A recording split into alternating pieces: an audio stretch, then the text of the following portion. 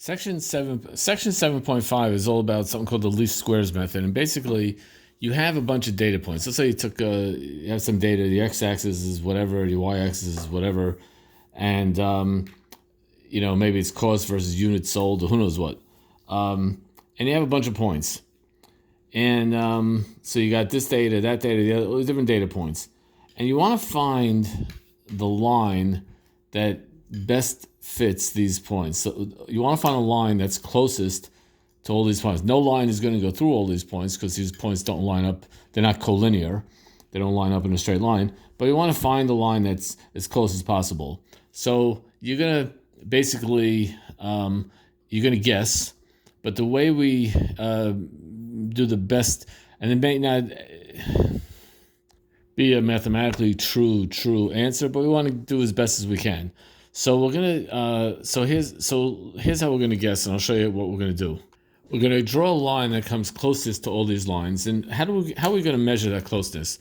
So we're gonna look at how far each point is from the line. And I'm talking a straight vertical distance, whether it's above or below the line. So I drew all these vertical distances, and what I'm gonna do is I want the sum of these vertical distances to be as short as possible. And that's just a way of so because if I move the line a little bit, if I move the line up, these red things are going to get smaller, but the bottom red ones are going to get bigger. If I change the direction of the line a little bit, I might make this one smaller and that one bigger. Every time, any way you fool around with this line, you're going to affect it. But you want to find the one that creates the overall, the smallest sum of these distances. By the way, we're going to use the squares of the distances, not the distances themselves. The reason is because the way we measure the distance is that we subtract. So sometimes if you subtract, you'll get a positive. Sometimes if you subtract, you get a negative, depending on which is on top. But if you square it, then everything is positive, which is really what we want. So that is the idea behind the least squares method. And now I'm going to show you how to actually work out a problem. And we're going to use these monstrous, hideous formulas that are derived. But really, it all comes from this concept here. We're trying to derive a way to figure out this line. This line is y equals mx plus b. We're trying to find a way to figure it out. And we want to get it so the distance that it misses, it's never going to hit all the points, but it's going to miss. And we want the misses to be as small as possible. That's really what I'm trying to say. So here we have a bunch of data points that were collected. These are the x's and the y's. And we want to find a line, y equals ax plus b. For some reason, instead of mx plus b, we say ax plus b. I don't know why they choose the letter a, but either way, we want to find a and b to construct a line that best fits these points. Now, before I do this, why do we care about having a line? I never really said that. I explained in the little intro how it is we're trying to minimize those little red squares, but I didn't really explain why we care. And the answer is because if we can create a formula, if we take data points and create a formula, that could help us predict what the y values are going to be for different x values. And that can be very, very valuable. One of the most valuable things you could ever do is predict the future. And this is a very big area of math, by the way. I think they call it like business modeling or mathematical modeling, and they use it in business and science and all different things, using math to figure out what the formula would be based on some previous examples or data, and then getting a general formula and then using that general formula for new cases. That's a very valuable tool. Anyway, how do we do this? Let's move on. So there's a hideous formula. I posted it in our Google Drive, and it goes like this. Now, if this looks hideous, don't worry. This is only part of the formula. It's not even the whole formula. But this is the formula to find out the number a. So it's n times the sum of xi yi's minus the sum of the xi's times the sum of the yi's over n times the sum of the xi's squared minus the sum of the xi's squared.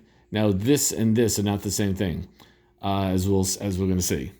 So what are these different sums? Take a minute, pause the video, and see if you can figure out what all these different sums are. Okay, here we go. The sum of the xi's is 10. The sum of the yi's is 10. The sum of the xi of the product xi yi's is 32, and the sum of the xi's squared is 30. By the way, this here is that guy right there. This one here is actually this sum squared. So this is actually going to wind up to be 100 because it's 10 squared, whereas this is 30. I'm going to, at the end of the video, I'm going to show you how I calculated all these numbers. But let's plug it into the formula. We have 4 times 32 minus 10 times 10. That's 4 is the n. 32 is the sum of the xi, yi. 10 is the sum of the xi. 10 is the sum of the yi. 4 is the n. The sum of the squares is 30. And this is the square of the sums, which is 10 squared, which winds up, of course, being 100. So the sum of the squares and the square of the sum is not the same thing, but again, I'll go into that at the bottom of the video. Next, that's A. Now ready to move on to B. So there is also a hideous formula for B. B is the sum of the yi's minus A times the sum of the xi's, and divide all that by n. So notice I needed to find A before I could find B, because A gets plugged into B. So what does this equal? Well, this is just going to be 10. The sum of the y's is 10. Minus A is 1. A is 1.4. I forgot to mention that, but if you just crunch these numbers out, you get 1.4. Times the sum of the xi's, which is 10, divided by n, which is 4, and that becomes comes out to -1.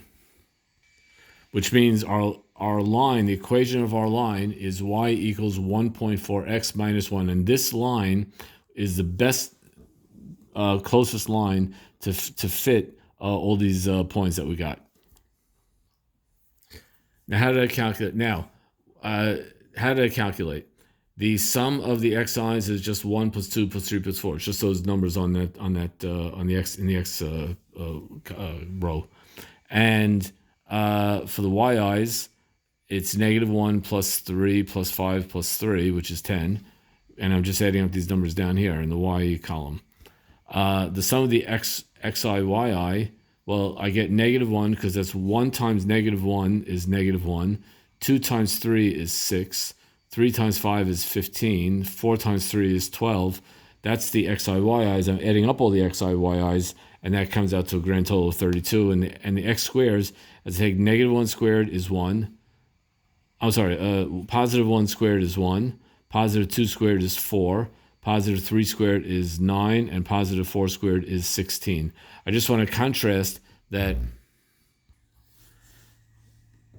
So this here is 1 squared plus 2 squared plus 3 squared plus 4 squared, whereas this guy here is 1 plus 2 plus 3 plus 4, which adds up to 10, and then I square it. So first I add, it's all this stuff added up, and then the total is squared, and that of course gives me 100. Whereas here, I square each thing individually, and then I add them up.